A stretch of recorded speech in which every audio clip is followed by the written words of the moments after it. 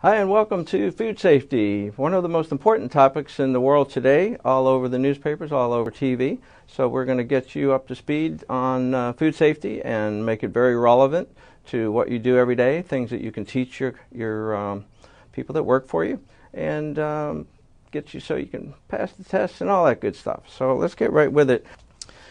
Let's look at the challenges. A friend of mine sent me this some slides from a project that he was involved in, which was serving dinner to 1,250 people. It was on TV, and the chef that was doing it said there's 38 steps in each plate. 1,250 plates, that's 42,000 steps. So 38 things people had to do, put the lettuce on the plate, wash the lettuce and all that. 38 steps. So that's 42,000 steps that they had to do properly.